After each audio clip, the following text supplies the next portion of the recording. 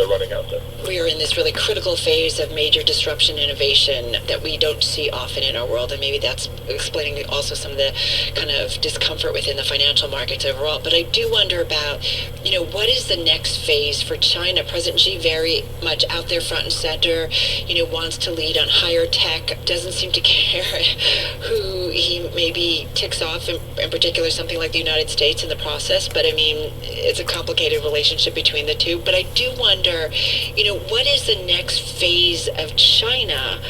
One that obviously will surveil its population very closely. I mean, Josh, how do you see it? How do we need to think about China going forward? When many people feel like, investors included, will say that's going to be one of the big macro themes overall for the world, geopolitically, market-wise, economically. What's happening in China, I think you're already seeing sort of the future of China with the COVID pandemic. Right.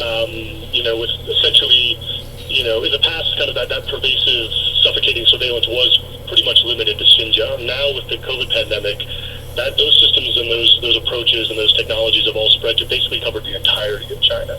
And it's clear that Xi Jinping is willing and able to use those technologies to exert a tremendous amount of social control, very tight control. Earlier this year, you had the Shanghai lockdown, for example. The wealthiest city in China, not used to experiencing this sort of thing. They were outraged, but the Communist Party has persisted with zero COVID, and I think that's partly because they're confident that these new tools give them the ability to control the situation and the economy and society in China in ways that they haven't before. So Lisa, come on in and layer on top of what Josh said. I mean, how does the world kind of need to think about China in the next, 10, 20, 50 years? This is already happening. We're not going to have to wait 10 or 20 years to see this happen. I would put it this way. In the past 2 decades, the U.S. and Western companies have had very blind optimism on the risk of operating in the Chinese market, right? So 10, 20 years ago, China was seen as this easy place for profit. Commercial priorities overshadow any sort of deep thinking about the possible human rights abuses that could happen. In the boardrooms, you'd be hearing people talk about how fast you could expand in China, what was the best way to get your product out in the market.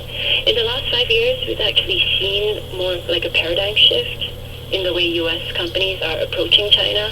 We're seeing in the last few years more and more reporting about the atrocities in Xinjiang. Mm-hmm. And now that the U.S. government's actually trying to react to China's human rights issues with trade policy, not just foreign policy, we're definitely seeing U.S. companies become more cautious about the risk and less bushy-tailed and starry-eyed about the potential of China. Our thanks to Josh Chin and Lisa Lin of the Wall Street Journal.